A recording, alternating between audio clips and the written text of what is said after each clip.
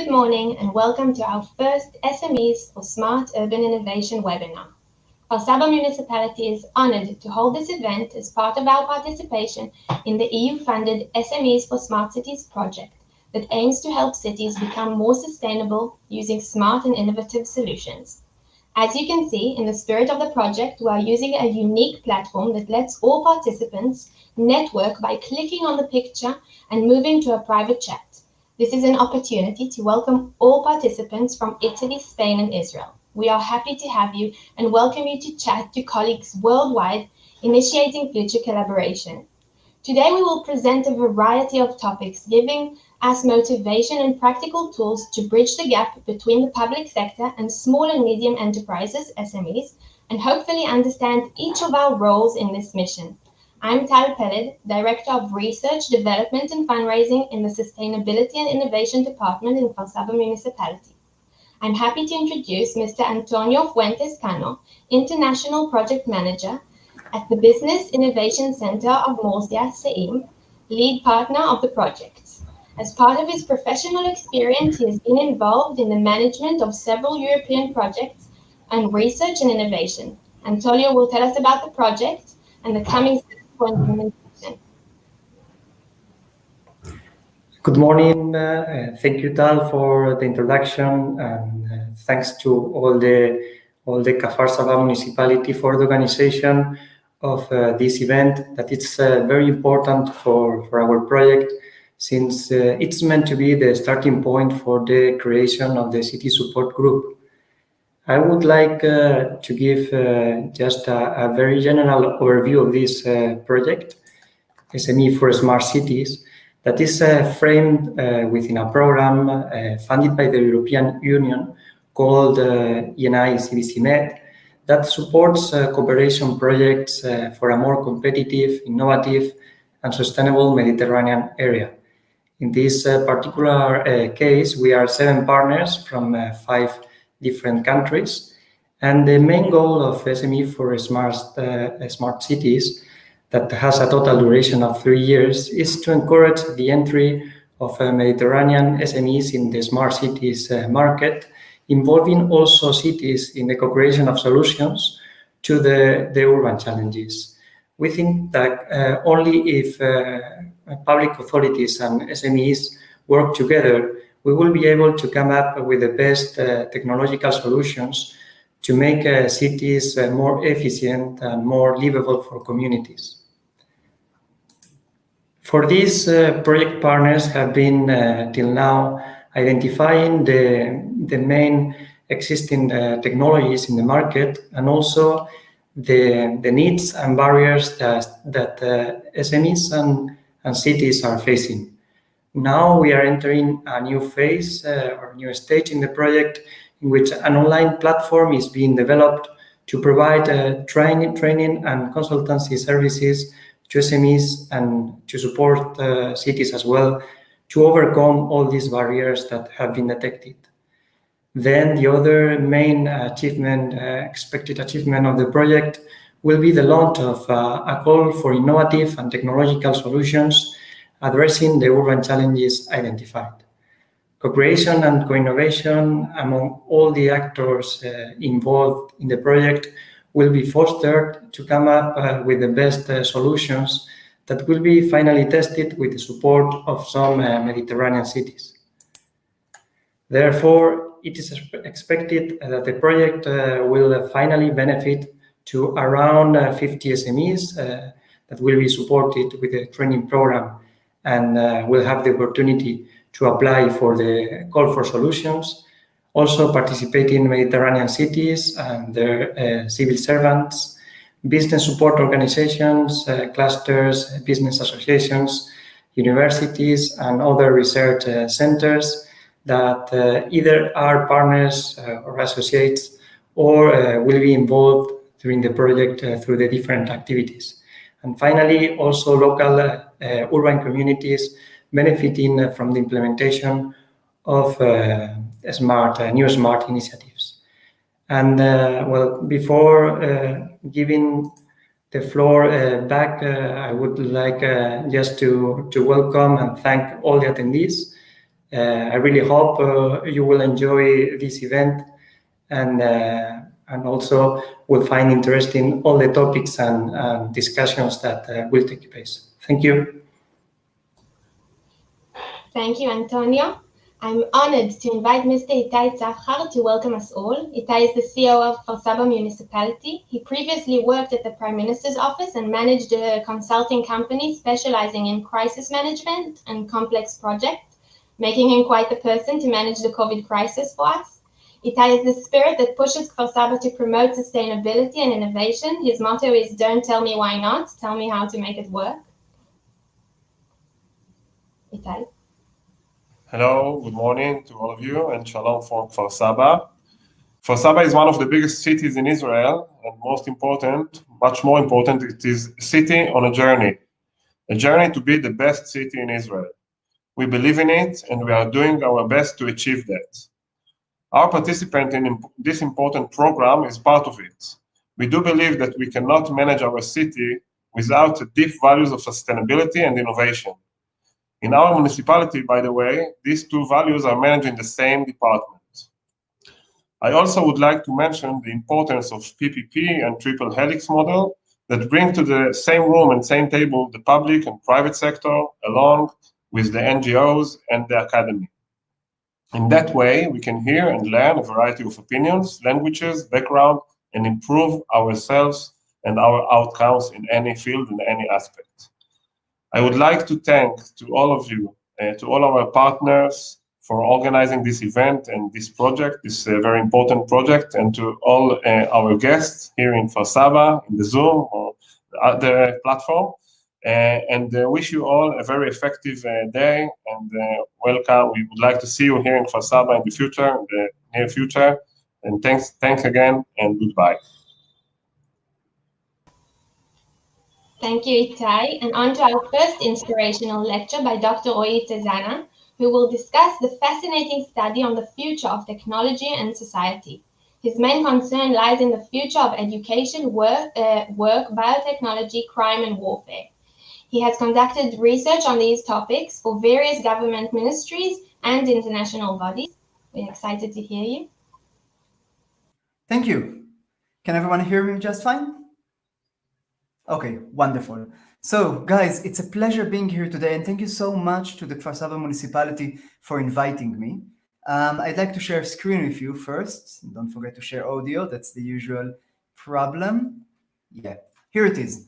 So we're going to talk today about pathways for technological advancement in cities. And I want to make clear that I'm going to go over all the good things that could happen. I'm trying very, very hard to steer away from the negative, because everybody's talking about the negative, and rather to show you just how fantastic, how wonderful, how optimized things could really be if you considered involving and integrating technologies in cities. But before we do that, I want to start by asking you a question. And you all have the public chat box to the right of your screen. I want you to use it because I'm going to ask you questions. I want you to respond with just one word. Let me show you what the question is. So I want to ask you this. What has happened to material consumption in the United States in the last 50 years? Has the US consumed more, which is obviously a bad thing for the environment and so on? Has it consumed pretty much the same, just the same in 1970 and today? Or has it consumed less since 1970? Has material consumption gone down since 1970? So please, guys, you have the public chat. Tell me what you think. Has it went up? Has it stayed the same? Has it declined? Let me see your answers. And by the way, it's taking me about 10 seconds before I can actually see your answers. So it's going to take me a while before I respond. Well, come on, everybody. I know you know how to use the public chat, right? Okay. I see. Oh, okay, great. Okay, so Maya says it went up. Anyone else? Up. Hila Robert, up. Shiran Jacobi went up. Okay, so I think you got the idea. Basically, most people think it went up. But if you look at the actual evidence that we have today, it seems that while consumption did go up until the 1970s, ever since that time, it started going down. So Americans not only consume less resources per capita, but also as a country as a whole.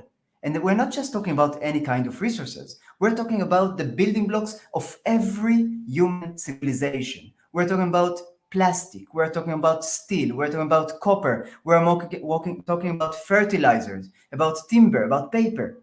And the consumption of all those went up until 1970s, and since then, it started going down.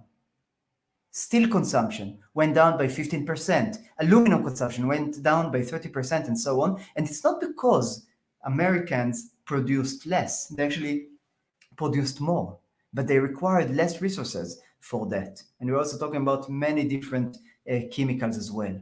Even the fields, the acreage of the cornfields, it didn't go down exactly, maybe a little bit since the 1930s, but the yield per acre went up dramatically. So today the fields produce 4 times more than what they used to produce about 80 years ago.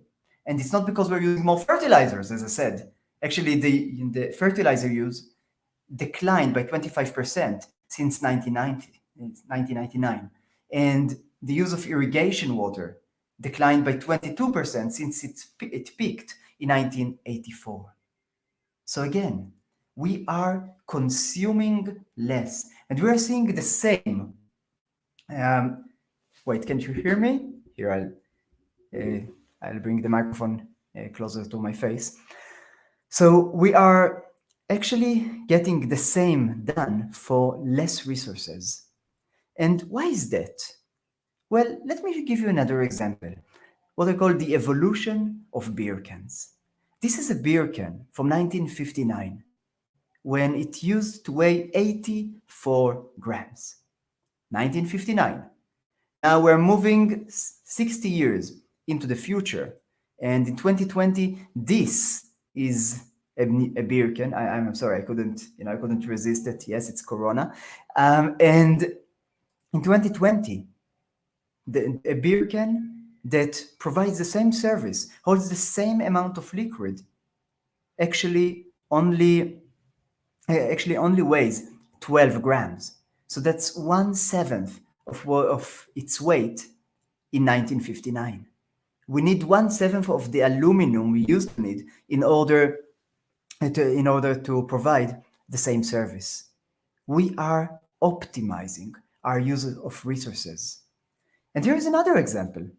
This is what I call the Great Convergence. Because if you look at ads in the newspaper from 1991, you'll see electronics firms that are advertising a whole range of products, radios, phones, video cameras, picture cameras, cassette players, calculators, clocks, and so on and so on. And all of these products, all of these devices are now just in this tiny smartphone that we all have in our pockets. So again, we're seeing that we consume less, we need less resources in order to get the same value. And this is what we call dematerialization. And it's the first pathway that I wanted to talk about with you. And in fact, I think I already demonstrated to you what it means. When services or products undergo dematerialization, it means that you don't need as many resources to provide answer for the same need. Sometimes the devices become smaller. In other cases, they remain the same size, but they require less resources to put them together, less energy to operate them. And we're even seeing dematerialization being applied to areas that we didn't think could really be dematerialized before. For example, food. And how can you dematerialize food, right? I mean, you can't dematerialize food. You need the same amount of calories as you always did. But what we see is that food can actually be dematerialized by reducing the amount of resources that we need in order to produce new food. Because, for example, in order to produce beef, you need 1 kilogram of beef, you need approximately 15,000 liters of water. Whereas if you want to use synthesized meat and synthesized burger and so on, plant-based burger, you only need somewhere between 3,000 liters of water for each kilogram of those kinds of burgers. So what that means is that we can reduce the production cost of beef or beef alternatives by 80%.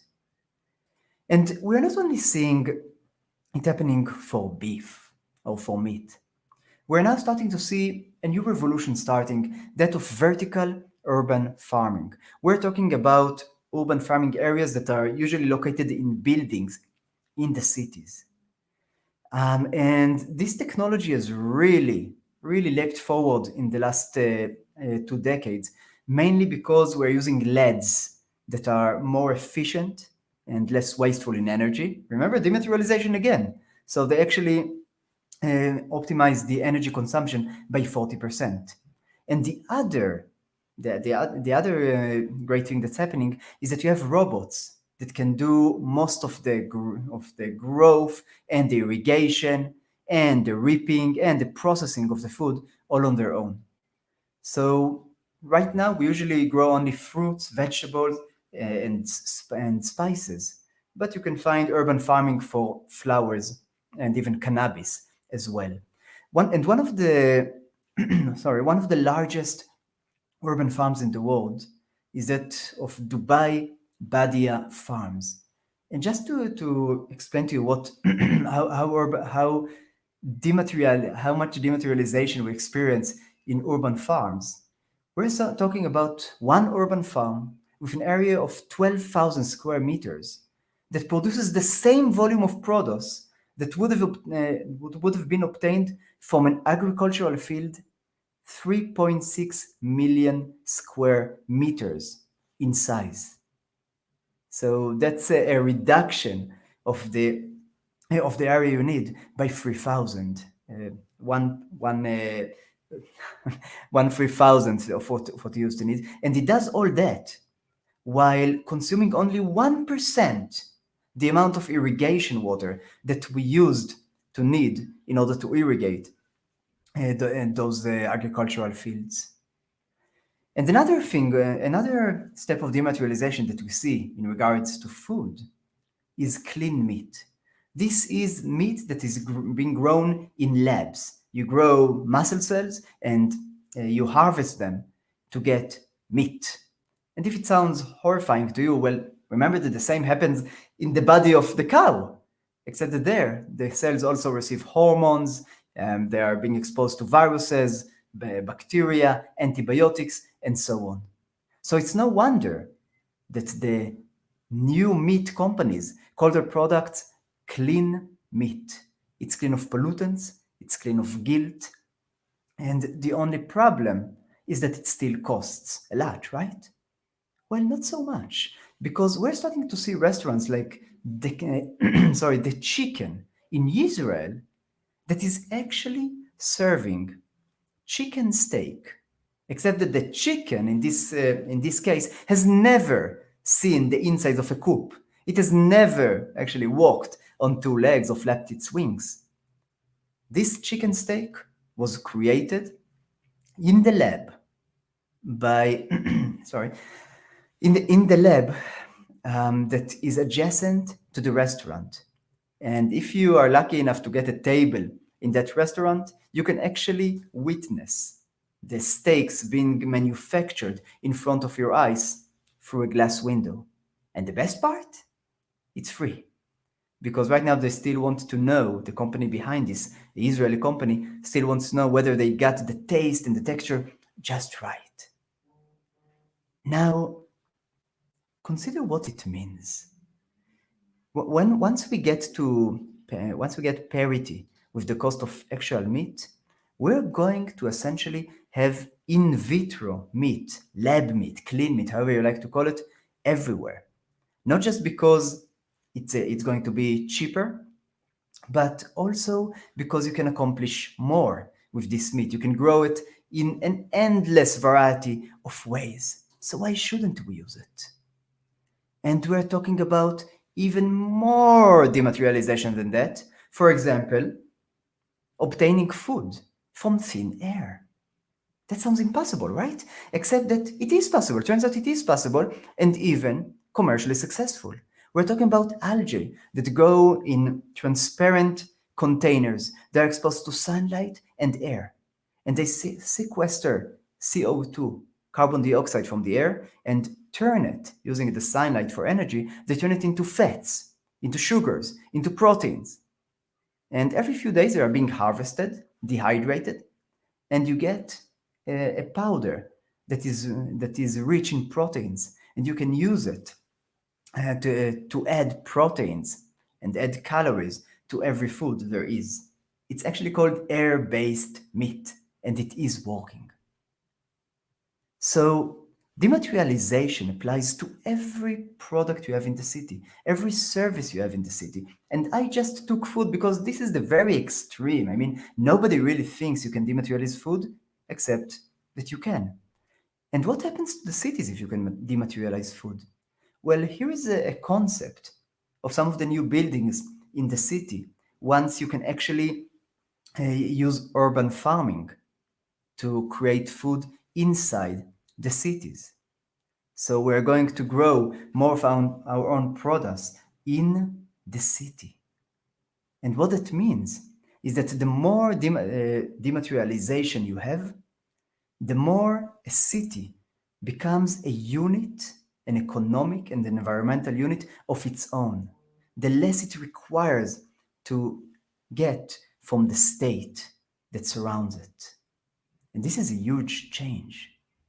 And what's more, this is the best thing that could happen for, for the earth. Because when you dematerialize products and services, it means you consume less resources and you produce, obviously, less waste. By the way, guys, feel free to ask questions throughout the lecture. I'm not promising that I can answer all the questions, but I'll try to answer as much as I can. And yeah, Adam, I see what you are saying, that the increase in consumption would mean an increase in consumption of resources. I absolutely agree with you. I mean, that is what everybody thought, except that it turns out that when developed countries actually reach a certain point in their resource consumption, they become so efficient that the consumption goes down. It doesn't mean it has to happen. I mean, right? I mean, people can become gluttons and consume more and more food even though they don't need it. But even in the United States, it's happening. And I don't want to offend anyone, but we all know what's happening in the United States in regards to consumption, especially of food, unfortunately. So this is the first pathway for technological advancement, the pathway of dematerialization. And I want to talk to you in the next, about 30 minutes that we have, about two other pathways, about virtualization and artificial intelligence, or integrating a ghost in every machine. Let me show you first what virtualization looks like. Please take a look at this video clip and try to think about all the services that you have in the city. And just 20 years ago, it would have been considered impossible to virtualize them, to move their representation into the virtual world. Well, take a look. So you have mail. You now have Gmail. You used to go to the movie theaters. You now have Netflix. You used to need maps. You remember everybody walking around with maps? You now have Google Maps. You used to go to bookstores. You now have Kindle. You used to go to grocery stores. Now you have Amazon. You used to go to the library. You have Wikipedia now. You can even find rooms and to host you using Airbnb, and so on and so on and so on. Everything is being virtualized, meaning that we take a certain service or product, we create a representation of it in the virtual world, and the virtual world is so much more efficient, so much cheaper than the physical world. And we started virtualizing things long ago. I mean, this is the Encyclopedia Britannica from about 25 years ago. We took an entire encyclopedia with all its volumes, 44 million words, 32 volumes. We virtualized it by moving it into one CD-ROM disk. But that was only the beginning. We then virtualized even the CD and moved storage space to the cloud. You remember that time when our biggest challenge was that we didn't have enough storage space in our hard drive? Well, that's no longer the case. We're storing everything on Google Drive, on Dropbox, in the cloud, on the cloud. How do you hear music today? You remember you used to download all your music to CDs or even to smartphone? You don't need to do it anymore, right? You're using YouTube or you're using Spotify. If you want to do heavy computations, you go to Amazon Web Services. So we are virtualizing more and more and more. And in the virtual world, everything is cheaper, because in the physical world, you need to manipulate atoms. And manipulating atoms, as it turns out, is much more costly and difficult than manipulating bits, computer bits. So you can take any representation of a product or a service to the virtual world and process it and change it. You can take a horse and turn it into a zebra. You can take a president and turn him into a zebra too, if you really have to, but be careful. You don't know how he's going to take it. You can take any kind of image of person that you want and virtualize him or her and actually play with the way they look. It's even difficult sometimes today to know what's real and what's not. Here, for example, listen to what he has to say. This is a PSA. You can't believe anything you see these days. These glasses aren't even real. Neither is my face. All this stuff was 3D tracked on using these dots that I drew on with this marker. Actually, the marker isn't real either. Neither is the background, or my face. Have a good night. It's not easy to understand what's real and what's a fake anymore on the virtual world. And the next step in virtualization is augmented reality. This is Pokemon Go, as I'm sure you know. You can basically go throughout the city and you find Pokemons. You actually see Pokemon running around, you can catch them. So you see an added virtual layer that has been overlaid on the city space. And you can even see it in other games. For example, this is how kids today are playing with dinosaurs. This is my son, by the way. When I was a little kid, I used to play with dinosaur action figures. Today, my son is going out to the city, going out to the wild, and he has this smartphone and the app, Jurassic World Live, and he can see an added layer, a virtual layer with dinosaurs. He can actually collect dinosaurs, look for them in the city. And about a few years ago, he really told me, "Dad, we have to go to the synagogue." And I'm like, "What? We're an atheist family." But he says, "Yeah, we have to go to the synagogue." So I say, okay, let's do that. I take him to the synagogue. We enter the synagogue. We meet with the rabbi. And the rabbi says, yes, what can I do for you? And my son says, wait a second.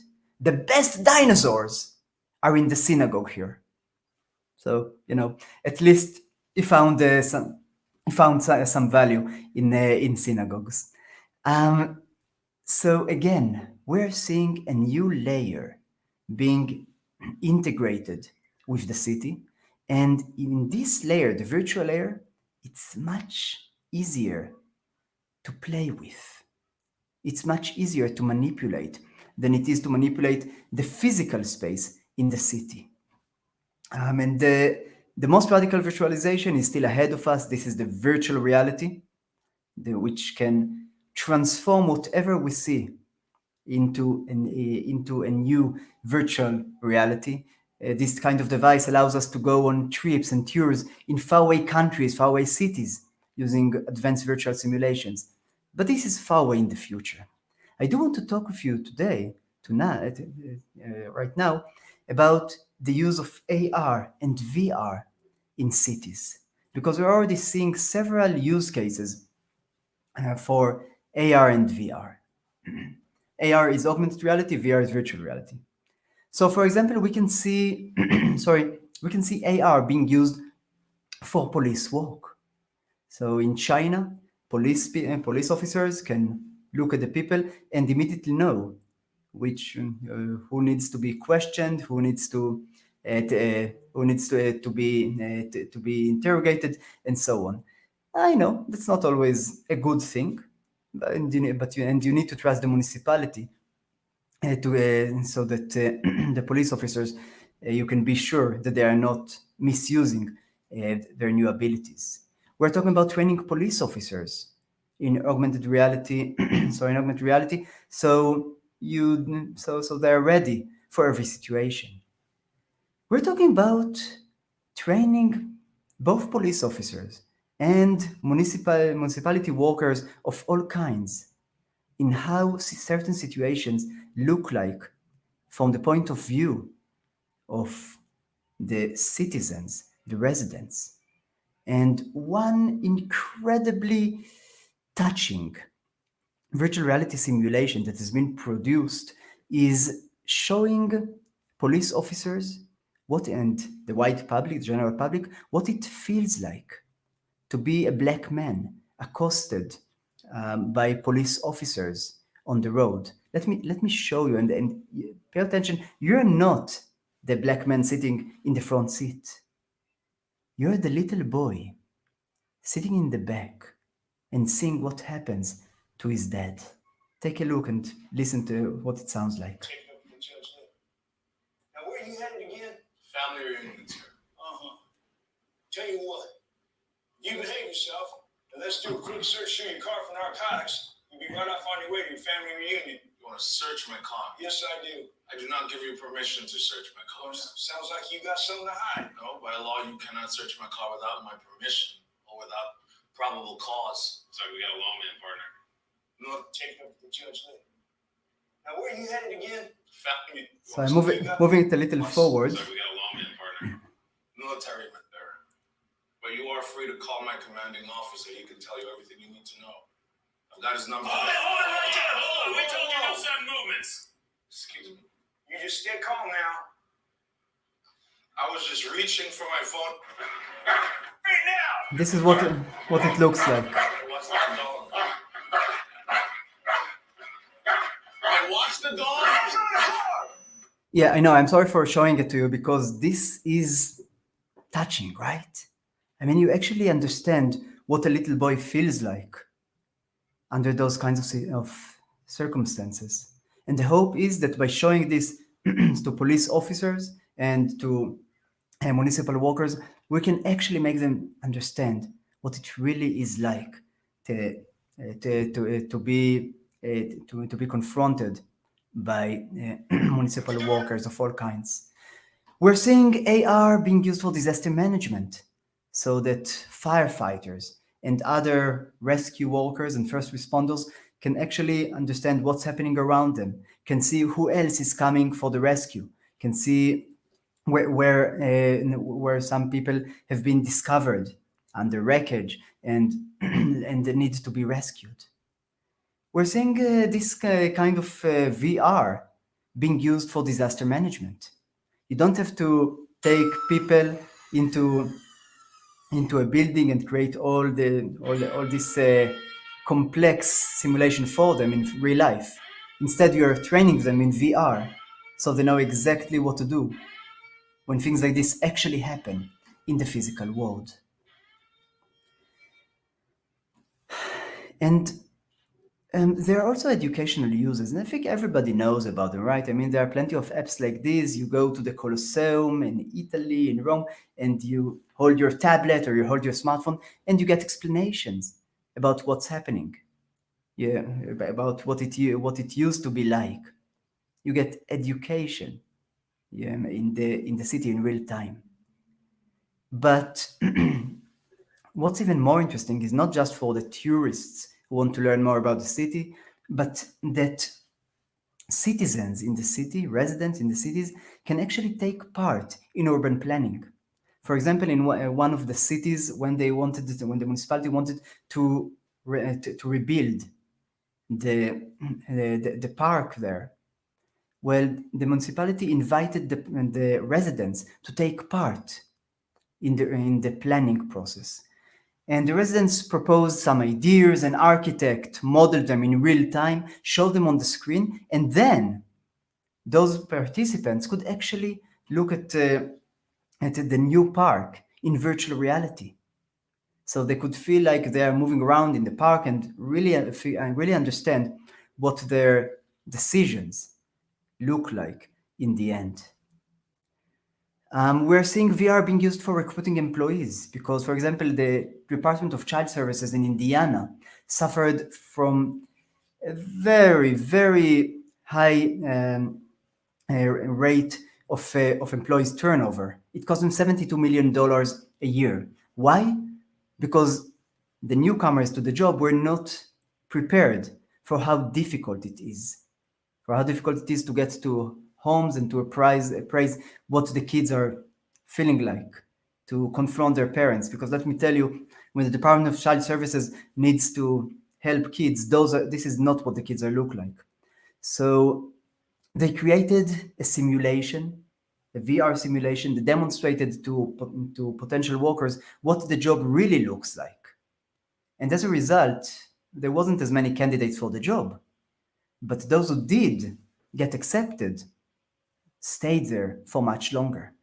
So the simulation actually reduced the turnover, the employee turnover, from 50% to only 19% a year. That's huge. And finally, tourism. And I want to talk about tourism because it shows us something very important about virtual reality and augmented reality. This is the Bowery Wall in New York City. It's a huge wall that over the past several decades received many graffiti murals on it. And each of them came on top of the others. So basically, when you come to the wall, you can only see one graffiti, but you can see the history of the wall, all the other graffitis that used to be on the wall, all the other artworks, all the other creations that used to be on this wall. And the amazing thing is that we can show people this all these graffitis at the same time. But if you wanted to do that same kind of thing in the physical world, we would have needed dozens of walls like these. And that's pretty almost impossible to do in cities with a large population. But in the virtual world, yes, we can add all these walls because in the virtual world, you don't suffer from a real limitation on space. And this new capability to reshape the virtual world of public space being overlaid on the public space is raising some very disturbing questions. Because what are the rules about virtual spaces? Let me give you an example what I'm talking about. When Pokemon Go was at the peak of its success, there was a certain area on the road that started suffering from traffic congestion throughout the day. And they couldn't figure out why. I mean, the road is completely straight. Why are cars slowing down in a section of the road? Well, it turned out that there was a Pokestop there. And people used to slow down so they could, swipe on the smartphone screen. And if you think about it in a different way, the company behind Pokemon Go, Niantic, actually placed a stop sign at that point. A stop sign, or a slow down sign, or make an accident sign, depending on how you think about it. So actually, firms that are creating virtual spaces that are being overlaid on public spaces receive a huge power. They can redirect traffic. They can attract or repulse people to certain areas. They can increase or lower the value of certain assets and so on. And we need to consider what will the balance be between municipalities and AR firms. Because the power to, the authority to install traffic signs, traffic lights, roads, has always been reserved to the municipality. And for a very good reason, too. It's a huge responsibility. One wrong sign can make the lives of thousands of people living hell. But in the virtual world, every person, every firm can direct residents at amazing ease. So the municipalities are going to have to discover a new balance in the coming decade between the firms that create AR virtual spaces and the municipalities themselves. And it's not inconceivable to think about a situation in which a municipality demands that a certain company does not open a Pokestop near kindergartens, so as not to distract drivers. I think that's only reasonable. But that's a new kind of balance that needs to be struck between municipalities and virtual AR firms. And the final pathway that I want to talk about is that of the ghost in the machine, that of AI, of integrating AI into every product, every service, every technology. And let me show you right away the technology that everybody is talking about. Pay attention. Good morning, Eric. Yes, good morning. Let's go. What is your destination today, Eric? Destination is work, just like every day. Go, start driving. Would you prefer the standard way? No, I prefer you take me through China. China is 15,000 miles from here. Loading maps and alternative language. No, abort. Aborting trip to work. What is your destination today, Eric? Please, I am begging you, just take me to work. Engaging climate control system. No, enough with the climate control. Just drive. Sensing nerves level rising. Activating relaxation music. No, I just want to drive. It might be your last chance to drive. Alfa Romeo Giulia, עכשיו בישראל. Yeah, so if you can buy yourself an Alfa Romeo Giulia, sure, I really recommend that car. I wish I could buy it for myself. But while the commercial is amusing, its lessons are valuable. Autonomous cars are on their way to our cities. They are going to appear everywhere. They're already starting to make an appearance. I know that in Providence, Rhode Island, for example, where I resided for several years, in the last year, they actually started having autonomous shuttles moving along the road. We're actually seeing cars like Tesla car being, driving itself, really. while the driver is sleeping at the wheel. And just imagine what it feels like for the people driving next to this car who don't know how this car is going to behave, don't know what to do. So everybody is talking about autonomous cars. But even more important than that, we're starting to see sophisticated robots making their way to our streets. And many people make fun of robots. They say they're cumbersome, they're awkward, they don't walk right. And there is much truth to it. But things are starting to change because AI is moving forward at exponential speed. It's basically doubling its capabilities every 2 years. And let me show you what it means to advance in exponential pace. I want to show you the robots from 2014, the most sophisticated and advanced robots that there were at that year, and that DARPA, that huge security department of the government in the United States, wanted those companies to demonstrate. Take a look at those robots. You can laugh at them. I mean, they are pretty ridiculous.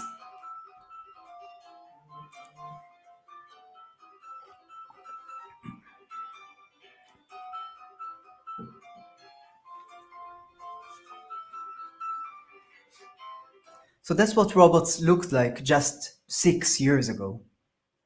And this now is what robots look like at the end of 2020.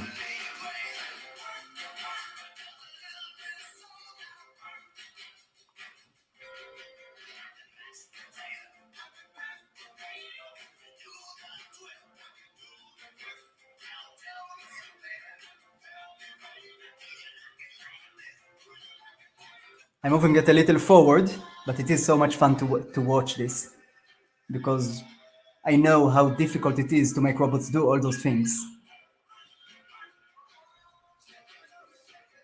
Okay, so those are the robots by Boston Dynamics, and they are doing some pretty amazing things. We're talking about another robot like Spot that can actually plant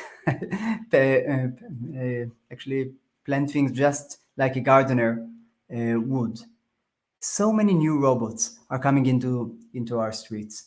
We're talking about delivery robots on wheels. We're talking not just about ground robots, but also aerial robots in the air, like these aerial drones that recently received the authorization to deliver gifts, to deliver packages, drugs, snacks to the citizens of Virginia. We're talking about aerial drones like Zipline that delivered more than 70,000 packages in Rwanda. And I'm not saying that everything is perfect right now. Obviously, there are plenty of issues that we need to tackle. But we are seeing how the robot market is developing. And right now, it's growing at a pace of 49.5% every year. Again, it means the market value is doubling every 2 years. That's huge. And we are going to see robots in our cities very, very quickly now, because you don't need new infrastructure for the robots to really work with. Instead, the new robots are going to use the existing infrastructure, maybe not in exactly the same way, but they are going to use the existing infrastructure. Autonomous cars are going to use the same roads. The robots with legs are going to use the pavement, and so on.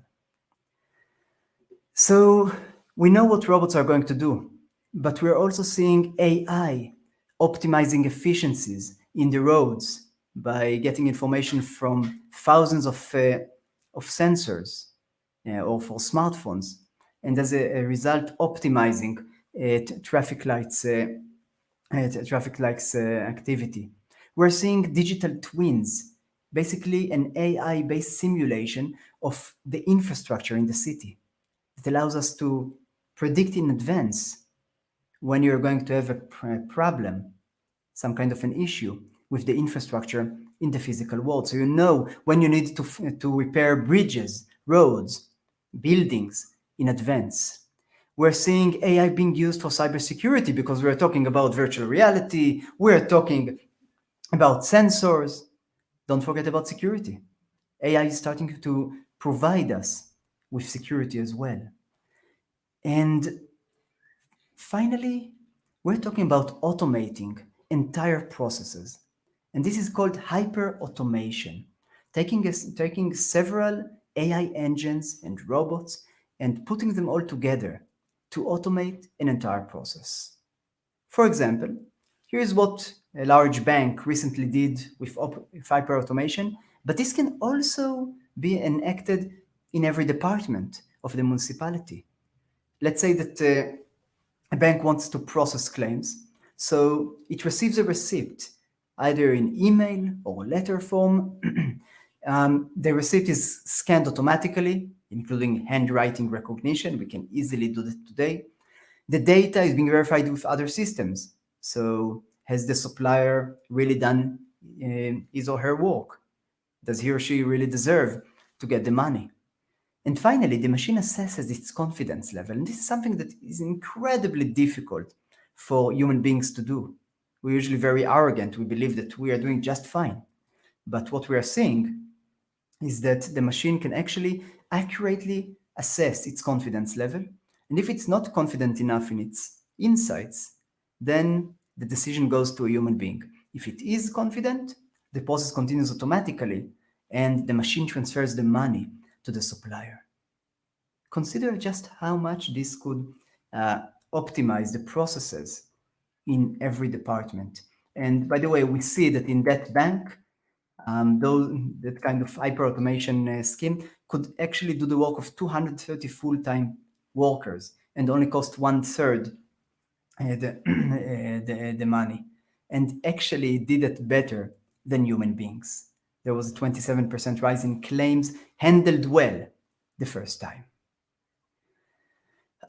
We're seeing AI being used for customer service. For example, in Mississippi, you have a chatbot called Missy that can answer more than 100 questions by city residents. In Los Angeles, you have a similar chatbot. But the real future is that of smart avatars. And this person that you see here, this isn't a real human being.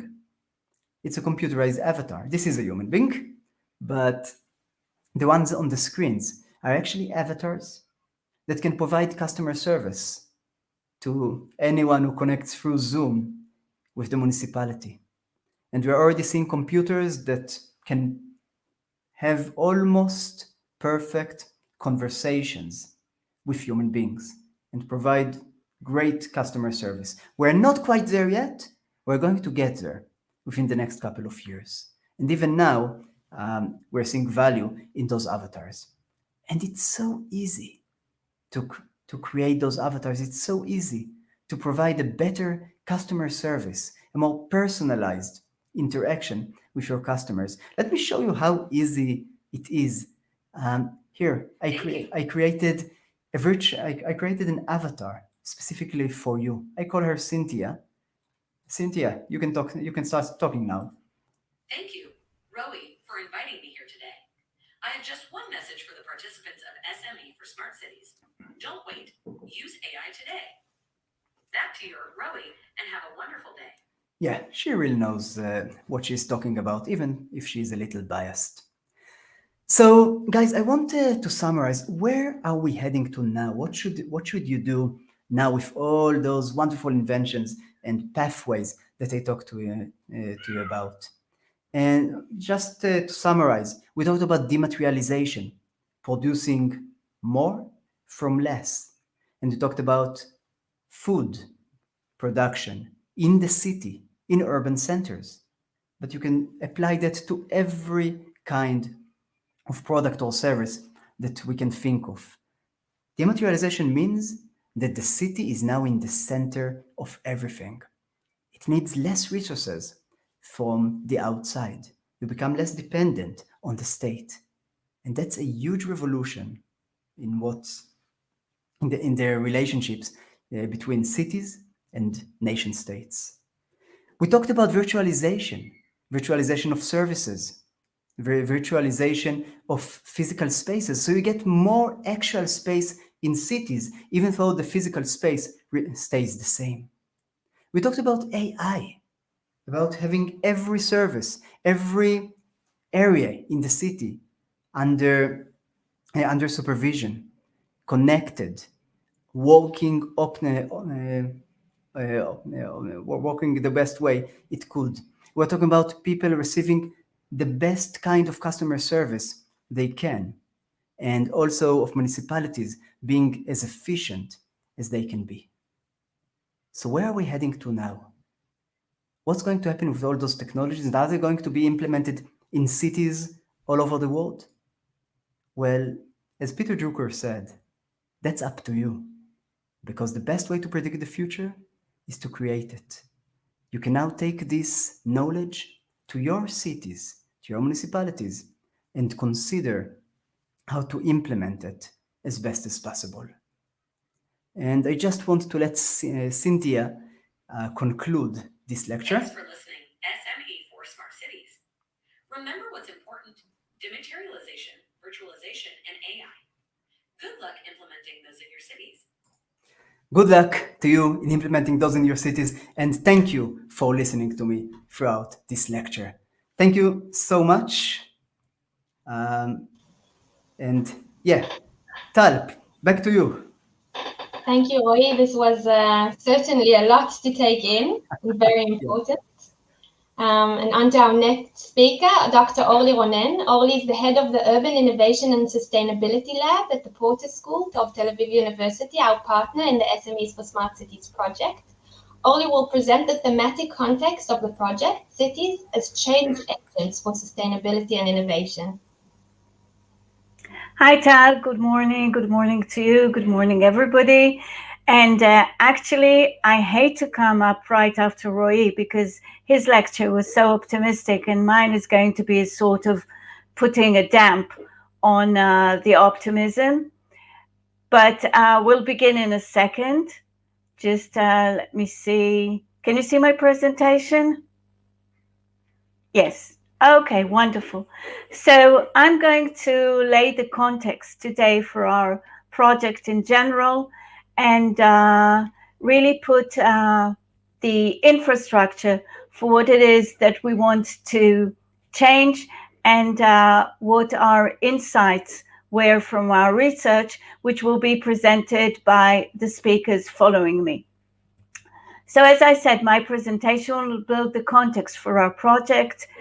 Our basic premise is that we live in a rapidly changing world with enormous challenges and opportunities, like Roy said. Climate change and urbanization are shaping the Mediterranean region in the 21st century. And as you can see, if we think it's hot now, it's going to get much hotter in the coming years. I'd like to share this short animation with you just to give you a context of what it is that we're facing and the environment that we're working with.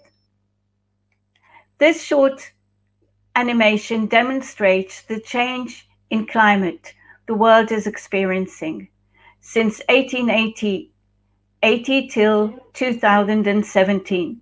And as you can see, the project countries are circled in green. The bigger and redder the circle gets, the change in climate is towards heating. The bluer and larger it gets, the change in climate is towards cooling. But as you can see, we're already in the 21st century. The color is getting redder and louder, or the circles are getting definitely larger and larger for all the project partners and for all the Mediterranean area. No doubt something is definitely changing. Many researchers are studying these changes, offering extensive interpretations of what is really happening. One of the key analysis that is looking at the key trends for the past 250 years is the one developed by the Great Transition project. And they looked at different trends depicting human development since the Industrial Revolution. As you can see, these trends depict various areas since 1750, more or less the Industrial Revolution, till 2010, more or less nowadays, the beginning of the 21st century. And as I review these different trends, I'll be looking at different aspects of human development, and I invite you to see if you can see what is the common denominator for all these trends. So this is the rise in world population, the rise in GDP, the rise in primary energy use, large dams, water use, paper production, transportation, telecommunications, international tourism, and on the other hand, from the planetary perspective, the rise in carbon dioxide in the atmosphere, the rise in surface temperature. So as we look at these different trends back and forth, on the one hand, human development, on the other hand, the reaction, the planetary reaction, what we can do is that we're getting two clear pictures. One is the socioeconomic trends or the development trends, and the other is the Earth system trends. And as you can see, they're both very similar. They're very similar as to their curves, and they're very similar as to their timeline. They're beginning more or less, the great acceleration begins more or less in the 1950s following the Second World War. The enormous impact of human development on the planet is not gradually, but is making itself present. And the curve is accelerating exponentially as it reaches the 21st century. They identified 4 megatrends emerging from these various trends in the various sectors. One is environmental degradation. The second is technology and innovation. The third, rise in population and economic growth, which we saw in the first 2 graphs.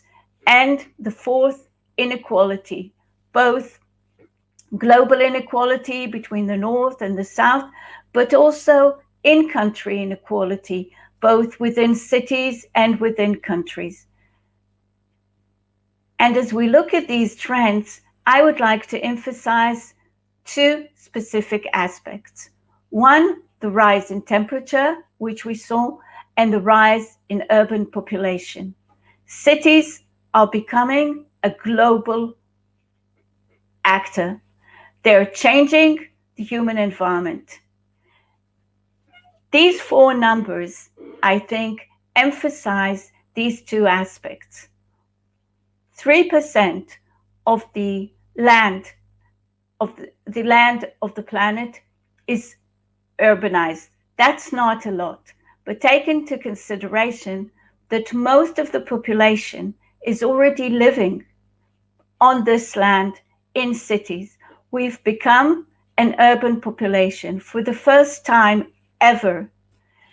About 8 years ago, we crossed the 50% line, meaning that most of us live in cities.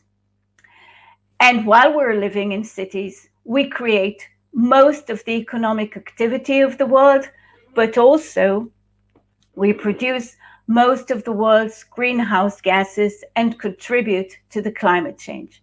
So as we're looking at these numbers, it becomes obvious to us that solutions need to be suited for cities and need to emerge from cities. In the 21st century, the city is becoming the key development engine. Yes, the ecologic the ecological system is definitely heavily impacted by human activity, and climate change is changing our life. But innovation is becoming a local, decentralized engine, as we'll see, and as I think Roy demonstrated in his presentation. First, let's look at the urban challenges facing cities in the 21st century. And they're varied. It's not only climate-related challenges, but there are challenges relating to society. There are challenges relating to populations, to transportation, to air pollution, to the way we conduct our industry, definitely flooding, disparity between populations, poverty, again, air pollution all over the world, refugees from Syria flooding the streets of Paris, of Vienna, seeking a different and a better life. And yes, as we're facing these challenges, there's one thing that we can see clearly. Creativity is going to be one of our mainstays for solutions. Urban well-being is being more and more equaled to resilience. Cities have to overcome challenges and become resilient in order to become good cities and provide well-being for their residents. We're talking a lot about urban resilience in the past 2 decades or so. So what is resilience? It is the ability of a system to revive after shock. Once a shock hits any system, the system will experience some sort of collapse, of deterioration, and then it will begin to recover. A key question is whether it will strive to recover to exactly the same place it was before the shock hit it, or whether it will learn from the situation and improve its capability to contend with a potential next shock. And when the next shock comes, the next challenge, is it going to fall to the same place it did last time, or is it going to recover much quickly and experience less impact? The ability of a city to develop resilience relies on its ability to develop the capabilities to absorb future shocks and stresses that are going to affect social, economic, technological, and infrastructure systems, but to return to providing the same and potentially improved services, structures, system, and identity.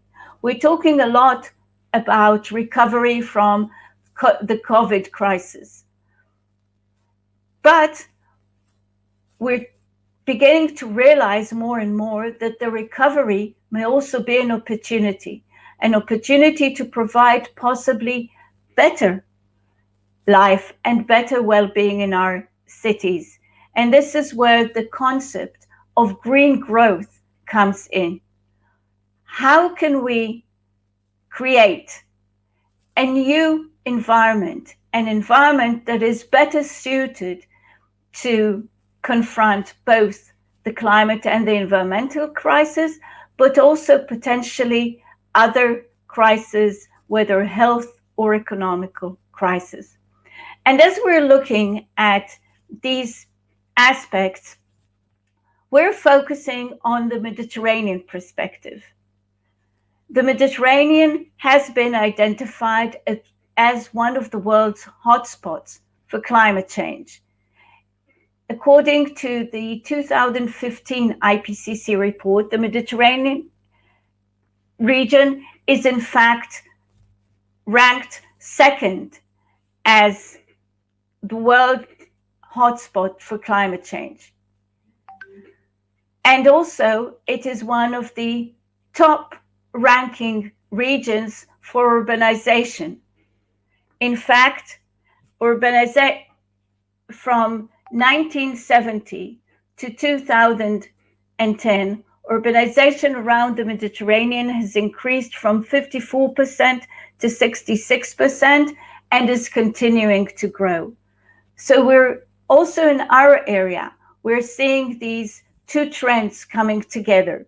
On the one hand, the environmental and climate crisis. On the other hand, the cities becoming a more and more key and central actor in the policy arena and in the development arena.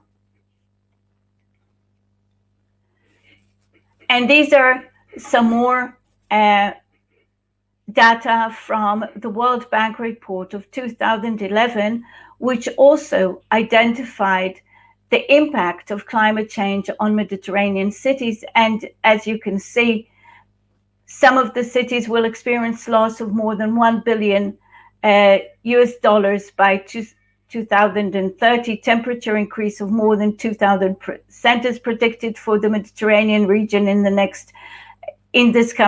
this century. And obviously the understanding that every dollar invested in adaptation will save $8 in recovery and reparations. In another study of 885 European cities, which looked at their climate plans, their climate strategies, something that is more concerning arises. If you see, most of the Mediterranean cities are depicted as cities with mitigation plans only, except for France, where cities are obligated to produce combined mitigation and adaptation plans. Most of the cities are in the first stage of producing climate strategies. And in fact, what we can see in large based on this study is that climate and sustainability is not mainstreamed into urban policy in most of the cities of the Mediterranean. And this is why we, in our project, SME for Smart Cities, are focusing on the Mediterranean region, in particular Spain, Italy, Israel, and the Palestinian Authority, looking for ways to bring together, on the one hand, the challenge of environment and climate change, but on the other hand, the immense opportunities of innovation and smart cities, because we can see that change is critical. Our cities are facing flooding and fires, but we know more and more that change is possible. There are beautiful, brilliant examples from all over the world and all over the region. This is from Milan. This is from Barcelona. This is from Tel Aviv.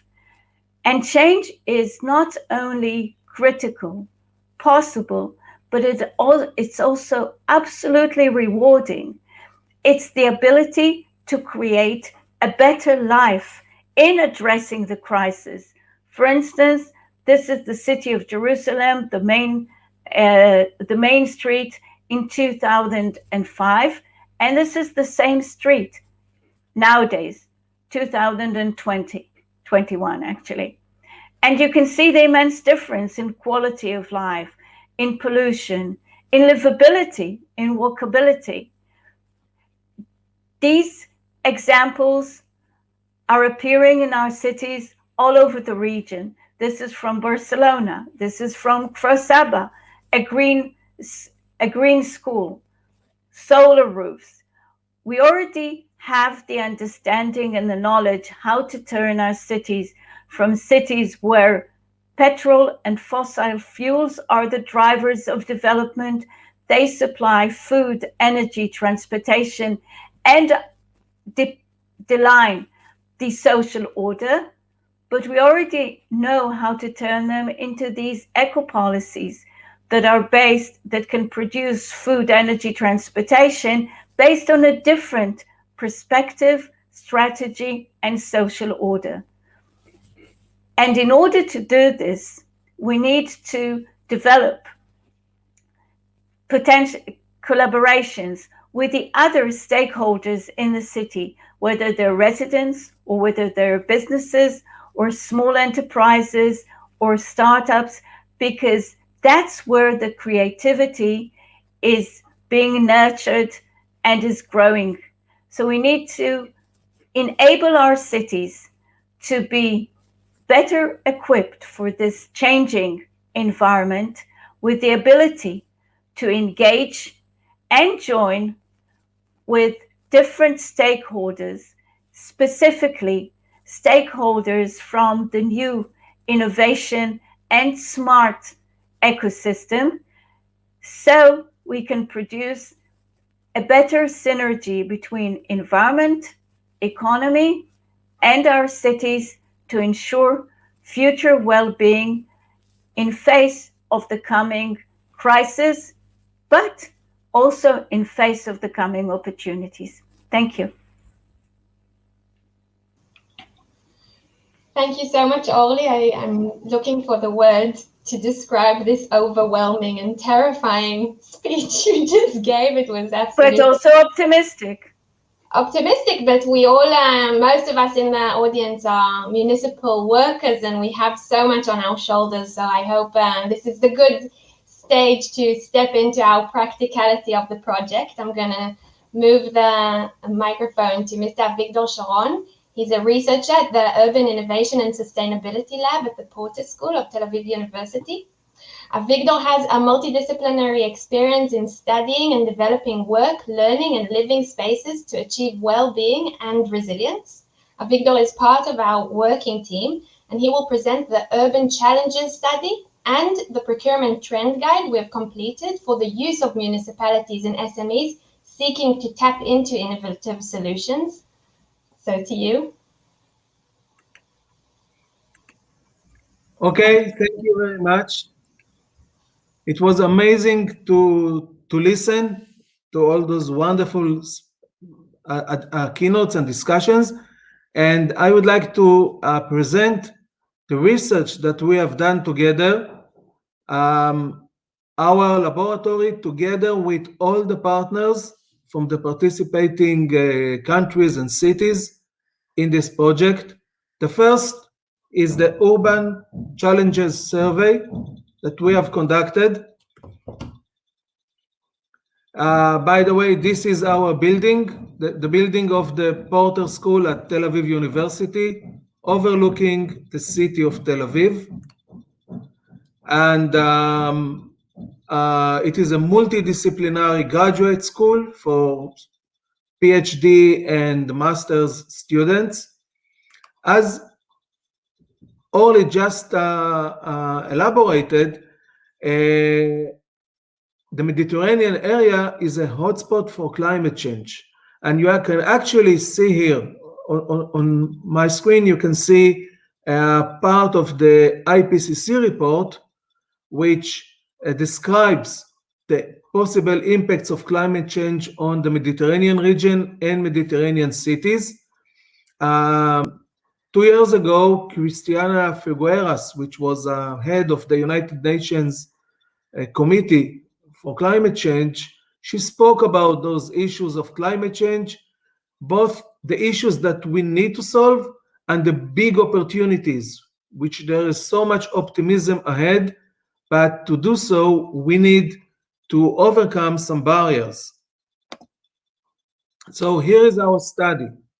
We went to check if cities are ready for urban innovation and environmental innovation, to see which solutions they have already applied and where there are barriers, and to find out together with the cities how we can resolve them. So that was, this study was led in 4 languages across the Mediterranean, from southern Spain to southern Israel, and officials from 34 cities have participated. You can see the distribution of the cities. Some of the cities are large, 100,000 residents or even more. Other cities are medium-sized, and we really got a amazing variety and many insights from those participating cities. Here are in brief some of the things that we have learned. You see that cities face issues and they are aware to it in multiple domains: mobility, urban nature. Actually, it was interesting to note that the cities spoke about urban nature more than they spoke about air pollution or energy. And you see all those topics that they have described. But then it was interesting to note that when we talked about initiatives and actual solutions, many cities have actually took a lead in sustainable energy, which means cities know how to tackle the issue of energy. Not only they are aware, but they are installing solar facilities actually everywhere and are on their way to be self-sustained. But in other areas, transportation, nature, air quality, there is so much to do, and there is a big gap between the awareness and the issues and what cities actually achieved. So we know there are barriers and there is a gap. What are the barriers? This is what we found in the study. It might not be surprising that the biggest barrier is funding, financing, economic, then municipal bureaucracy, technological know-how, because cities speak a certain language. It's the language of the civil organizations, of the management of organizations and public services, but they don't really speak enough the language of technology. So we have a gap of language between organizational language and innovation language. And there are other issues as well, such as organizational culture, but note that the big issue is about capacity. It's not about infrastructure, for example. And can cities work with SMEs and startups to implement innovative ideas? Are they open to work with startups, or maybe they would prefer just to work with the established big corporations? Overwhelmingly, there are no barriers to work with SMEs. Just a few issues of legislation, resources, corporate culture, but that's in the edges.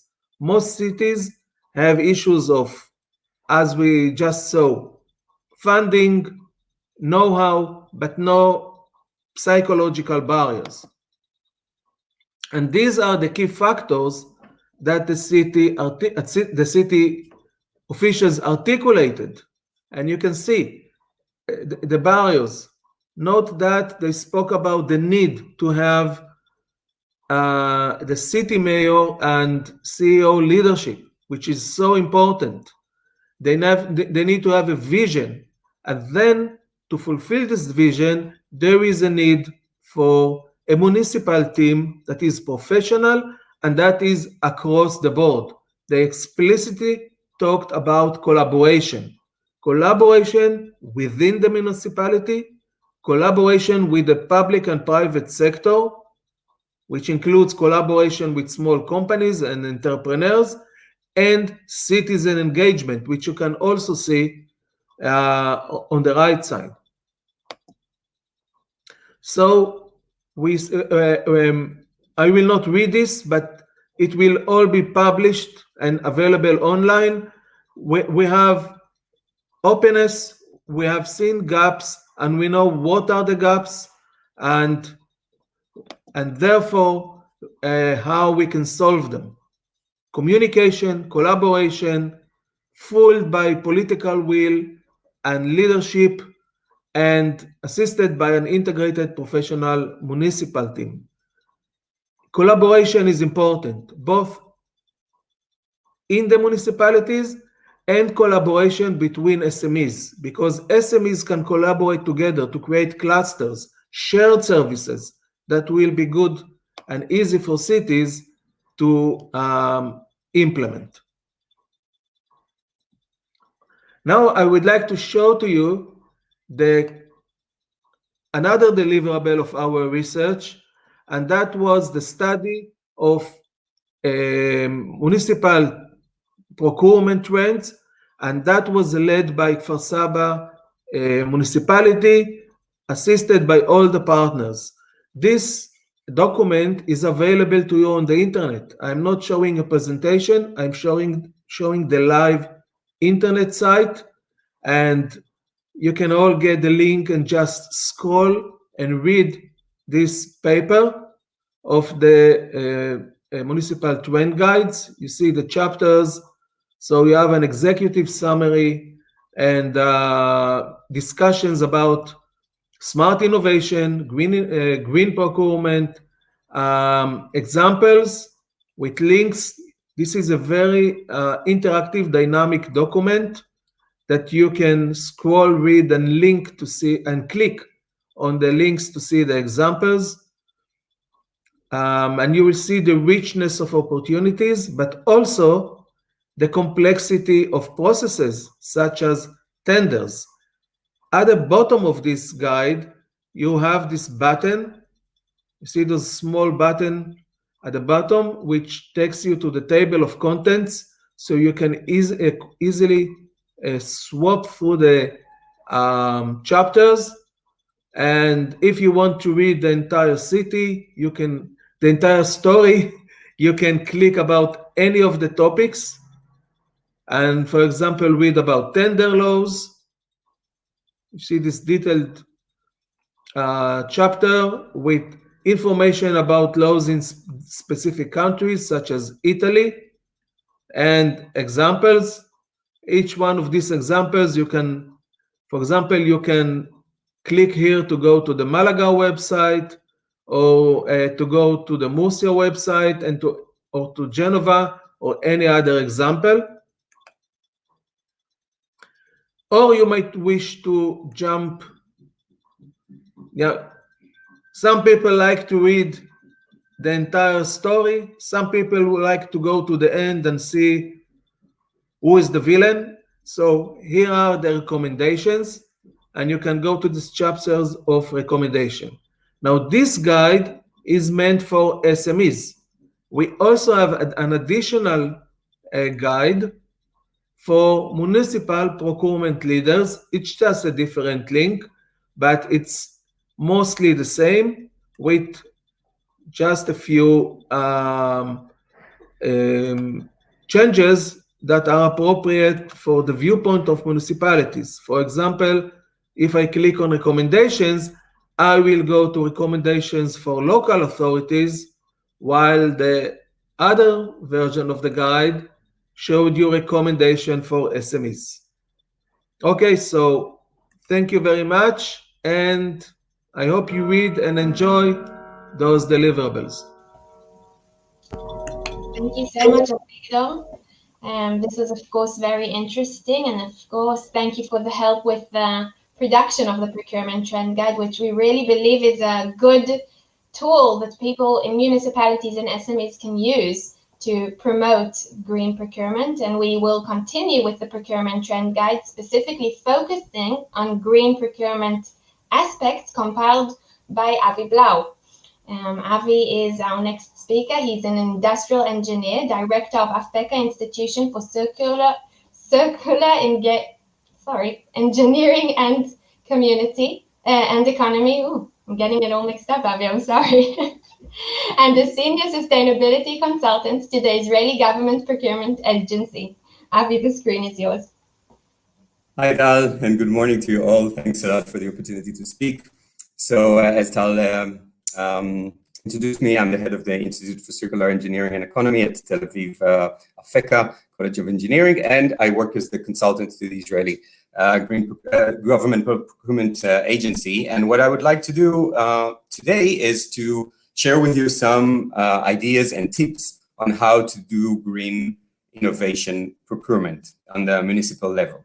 So I usually start my presentations on procurement with slides like this, which show us that in every bad thing that happens, there is usually some procurement involved. Somebody's buying the least effective solutions, the energy polluting, the air polluting solutions. And we need to think about that because we have a role and a responsibility as procurement officials in everything that we see in our cities. On the other hand, there's also the ability or the responsibility of procurement officials to buy the right stuff. So to convert your city into 100% renewably based or energy efficient based or water efficiency based and whatnot.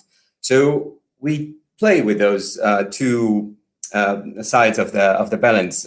What do we do that's part of the problem and what do we do that's part of the solution? And when we talk about innovation procurement or innovation, we can see that it's already been introduced and referred to in the procurement directives. So even from 2014, we already see a trend towards innovation in the procurement directive, and you see that it's defined as means, as innovation means the implementation of new or significantly improved product, service, or process with the purpose of helping to solve societal challenges. So we know what innovation means, and we know what green innovation means. That's taking us towards the directions of the SDGs, for example. Now, a very common perception of innovation is that this is something that happens in the private sector, right? We as procurers, we buy innovative solutions, but the innovation takes place at the private sector, and our role as public bodies may be to support education, fund universities, support R&D. But I think, and it's not just me, that think that we have also a role as leading innovation through procurement. And it's been stated very clearly already in 2011 by the OECD when they call it demand-side innovation policies. So we can, in fact, use the power of the public procurement to pool demand. So to increase the desirability of companies of the private sector to invest in innovation through the fact that we are creating a signaling effect to the market by saying that this is what we want. So why do green innovation procurement? First of all, and it might surprise you, it can actually save money. When we look at the life cycle cost, we might, not necessarily have to spend more when we purchase the product or the service, but usually when it's green, it's usually more efficient in consuming consumables or in its electricity consumption or in the cost of landfilling it, because there'll be less to landfill or because it will have no hazardous materials. So when you look at the life cycle cost, often you actually can save money. Another reason is that we have the ability to make sure that the city complies with environmental regulation by regulatory means. So we can enforce compliance, and that's effective to a limit. With green innovation procurement, we can actually reach those goals through market mechanisms. So instead of enforcing, I can just say, I prefer buying this solution. So use market mechanisms to get to the goals that the city wants to reach. Of course, this is, you can lead the market. So when all other stakeholders are still concerned, still not sure whether to buy this new solution, we as public bodies can take the risk and can show market leadership. Sometimes it would better answer our needs. So we are used to buying the same stuff with some improvements from year to year, but maybe this doesn't really answer our actual needs. Maybe we can create a better solution by working with the market on innovative solutions, and I'll show you 3 examples of how to do that. This is, of course, will boost green innovation in the market. This will create for each one of us an expansion of our work spectrum. So maybe it's also interesting, just professionally, to start looking also at innovative solutions and to start looking at green solutions on a day-to-day basis when we show up to work. And of course, this is good publicity for the political level if we do innovative stuff, especially green innovative stuff in a municipality. But having said that, and that's my day-to-day life, we know that there are many barriers to green innovative procurement. First of all, it complicates the process. There are legal issues that we have to deal with. There might be cost issues that we have to deal with. It might increase the price. There might be issues of limiting the number of available suppliers, because once we start demanding new innovative criteria in our tender, we might limit the number of bidders, and that's never a desired consequence. We're not sure that there are going to be any solutions, so we may want this this barrier in the picture to be electrically operated, but maybe nobody's manufacturing it.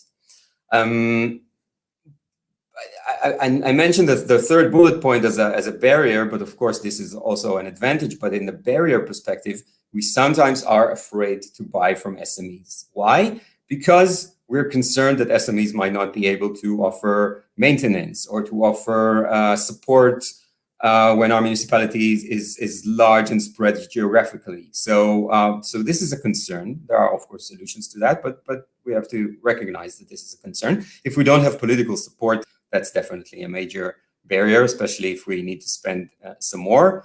There is the perception that it costs more, perception that needs to be always checked because it's not always right.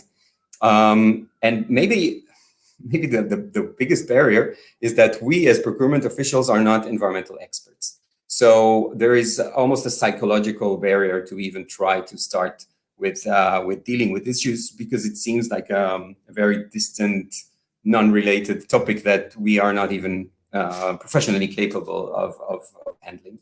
And also, small municipalities often think that they are too small to make an impact, and it won't change anything if we ask for these innovative solutions in our tender.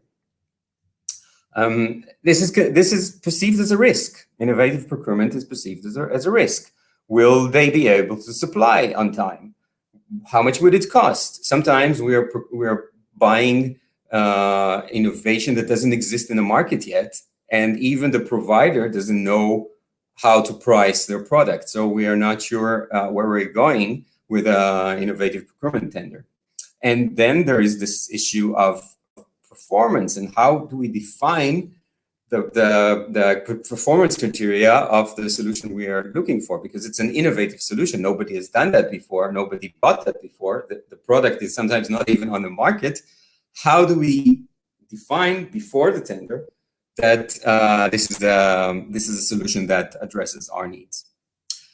But you have to remember that there are also risks on the supplier side. So suppliers are often able to deal with technological risks and with financial risks, but it's really difficult for them to develop a new solution when they are unsure if there's going to be any demand. Is anybody interested in this solution? And even if there is a demand, even if they met you and they heard that, yeah, you could be interested, how big is the demand? How many lines do they need to convert to the new solution in order to supply possible future needs? And these are risks that often prevent, especially SMEs, from going in this direction of innovative R&D.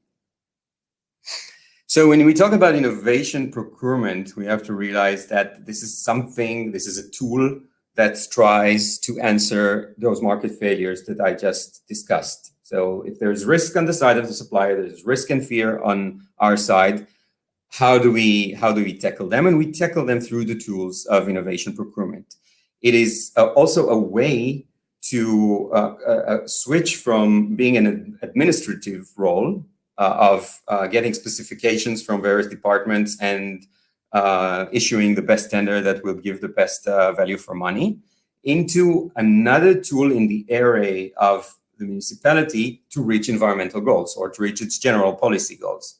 So through procurement, innovation procurement, and mainly demand side led innovation procurement. So through procurement, we define what's going to be on the market. We are helping our city to reach its environmental goals. But for sure, this is something that requires us as municipalities to leave our comfort zone. So this is not the same as before. This is not more of the same. This is not doing tenders and hoping to get something that might be also sustainable. This requires market dialogue. This requires engaging with suppliers, and this requires doing things that we are not so used to. And of course, there is the vicious cycle of we are not doing green innovation because there are no market solutions. But of course, you realize that it's a vicious cycle. We're not doing, there are no market innovations because we're not asking for that. So who should break this chicken and egg problem? I think this is us. I think this is us that can take the risk first and start demanding these things in our tenders so that there will be an interest for innovators to enter the market and offer us these solutions.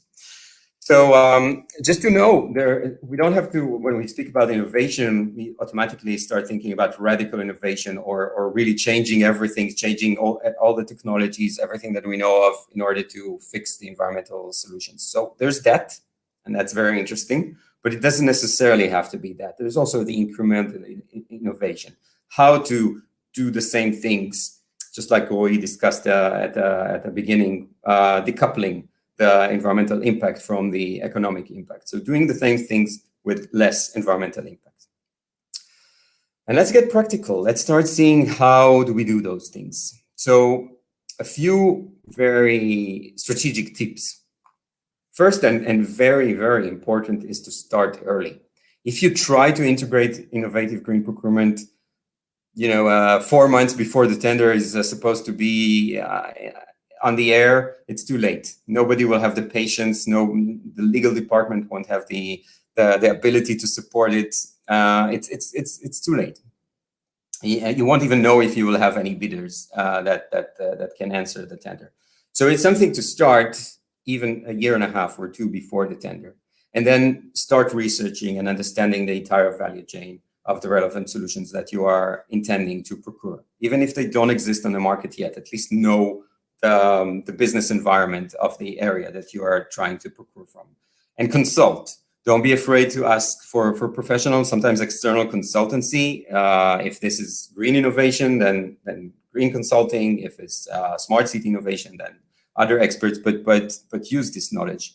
And importantly, don't expect the supplier to take all the risk on themselves. So don't show up saying, we'll be here in 2 years. If you are able to show a solution, we'll issue a tender and maybe you win.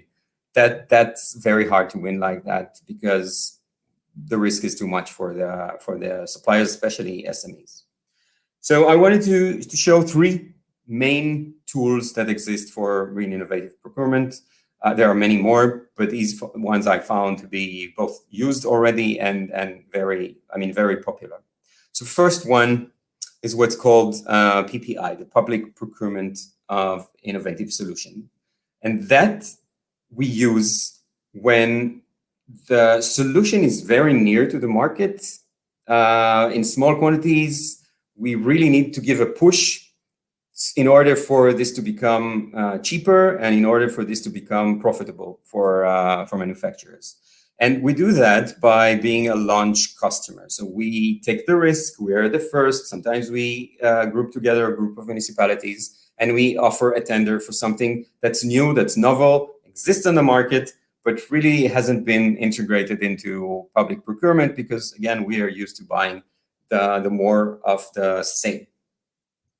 So that's the first tool.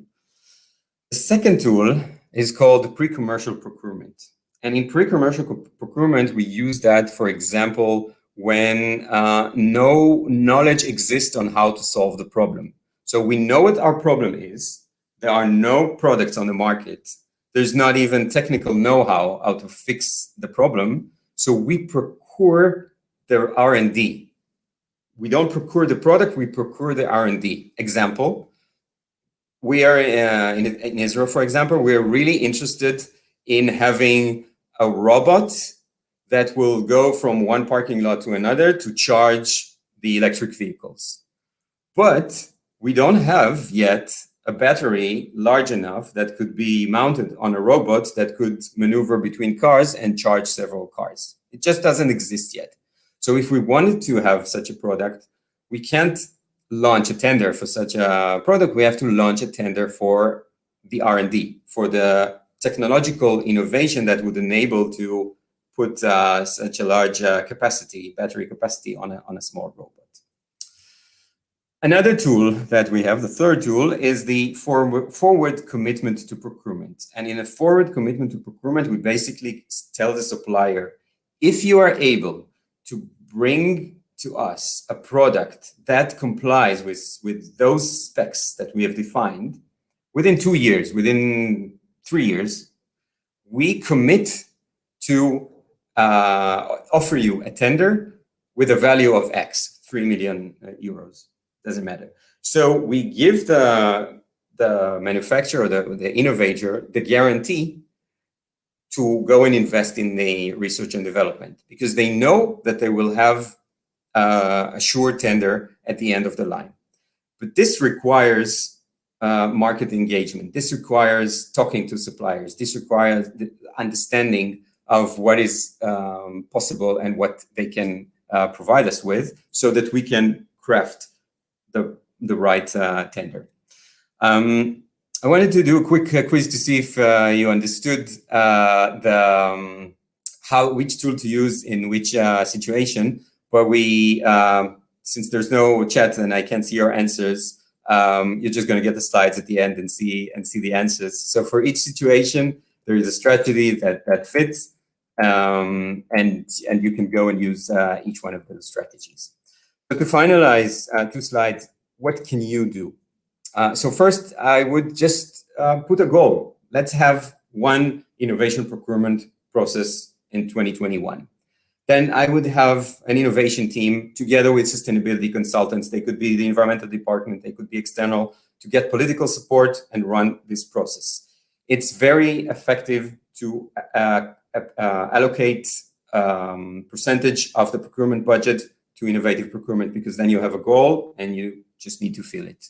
You can collaborate with adjacent cities. This creates a bigger procurement power for you to be more interesting to innovators. Get assistance from either regional or national or even European level innovation agencies that can help you design the tender.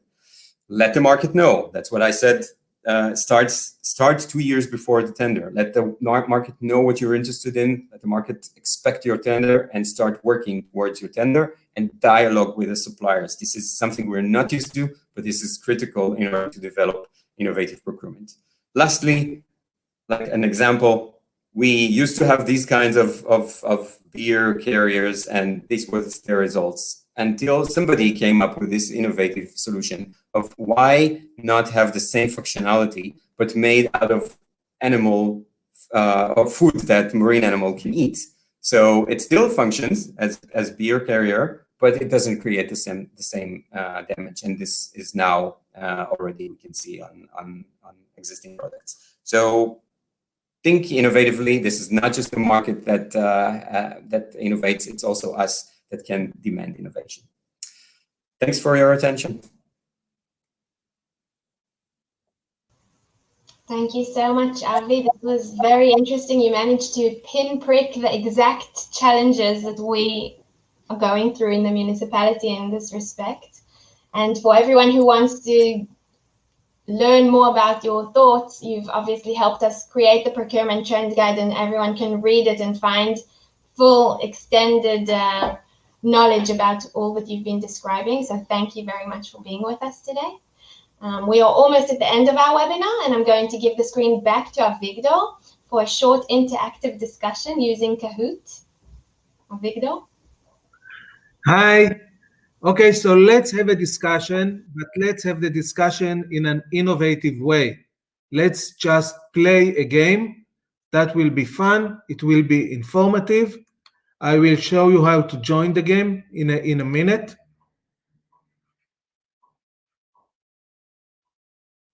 Just a sec.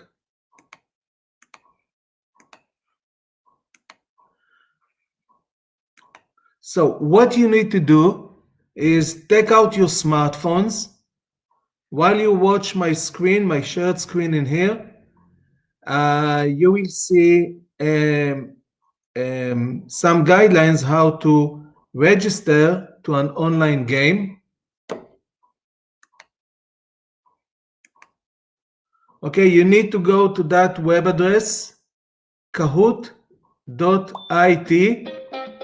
You see kahoot.it on your mobile phone, and then you will have a box to fill, to type in the game number. So here's the number, 6823914. When you join the game, we will see you as players on the screen.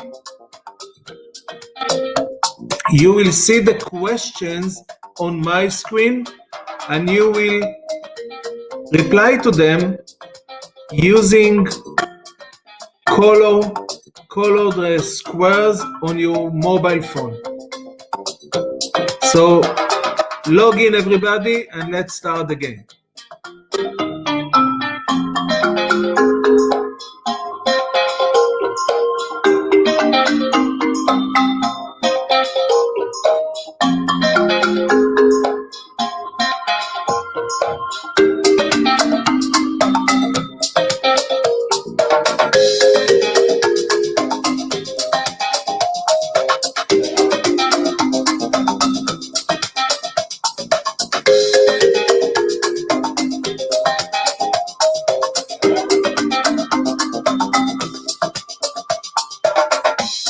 Okay, should I wait some more for more people to join?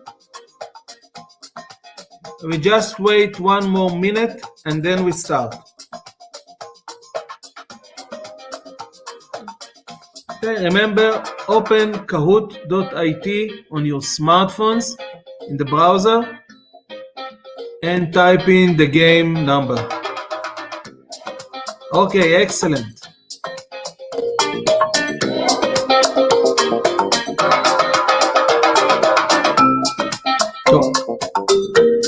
I can't hear if anyone is still trying to register, so I will start and I hope everyone are in. Let's start.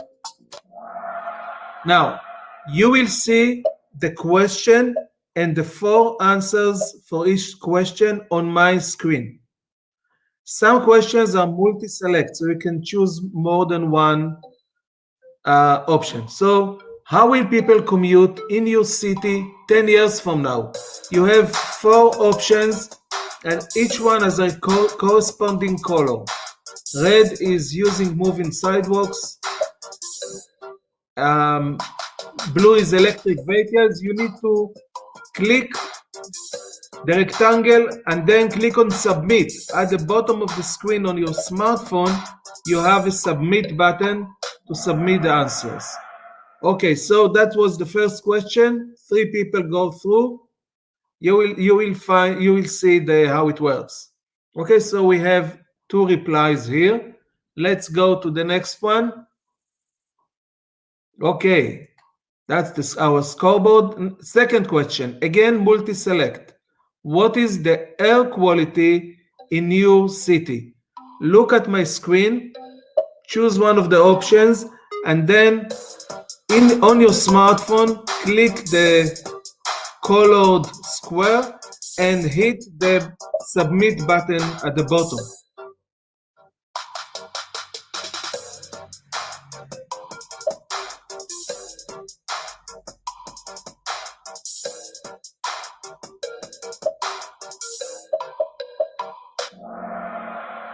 Okay, nice. We are moving ahead. Fantastic. That's very good. Let's see our new scoreboard. Nice. Third question. Again, this is a multi-select. So remember, after you click the colored squares, hit the submit button at the bottom of the squares. Now, even if you live at a city, you don't manage a city, choose a strategy to manage waste.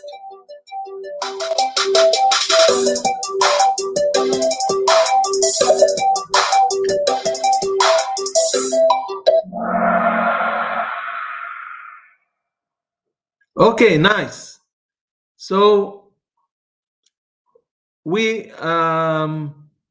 prefer to collect and recycle as the first option. Interesting. Let's move on to the next question. Okay, this is a really intense competition here in the scoreboard.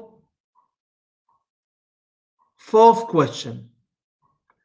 Is there really a climate issue in cities?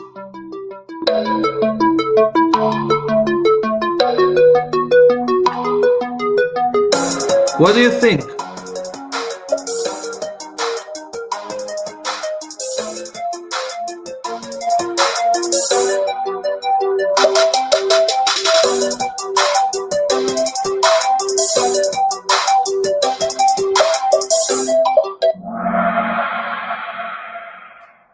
So most people agree that there is, and we are working to fix it. Fantastic.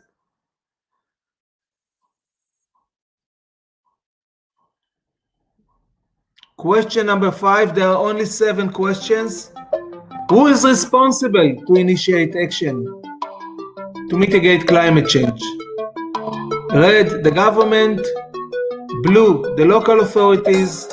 Yellow, the citizens. And green, we must all work together.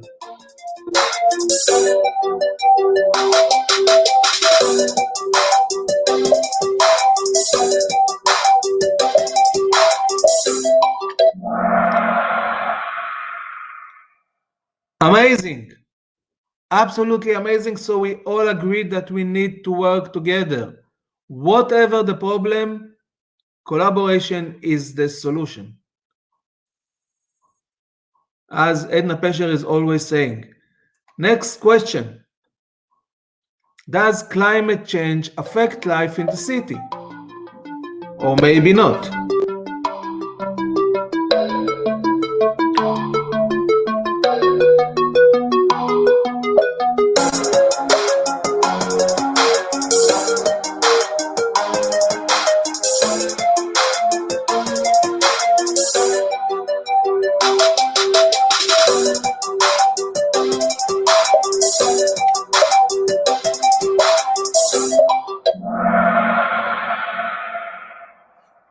Interesting insights. Let's see where we stand. We have one more question to go, and that's the last one. Does your city nurture innovation?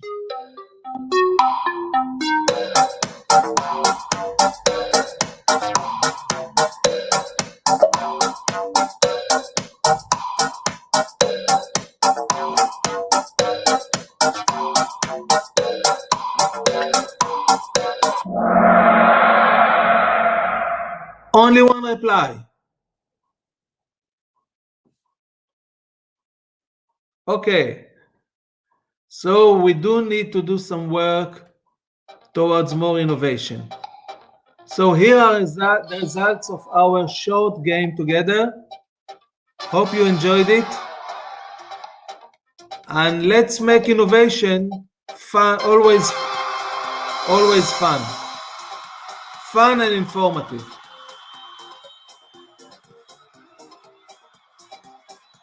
Thank you very much. So I'm getting some feedback that there was lots of technical difficulties and people couldn't exactly participate. So anyway, we're going to say a big A for effort and thank you to Avigdor for that game. And I want to say thank you to all for taking part and taking the time to participate in our webinar. We hope our tools help municipalities become more effective and sustainable, promoting innovative procurement and smart solutions. in our common goal to make cities healthier and happier. I want to thank Lihi Koren, the Kfar Saba project manager, for producing this event. It was a pleasure working with you as usual. We hope you all stay connected and in contact with us, and follow our website to take part in upcoming events. And that's it. Shalom from Israel.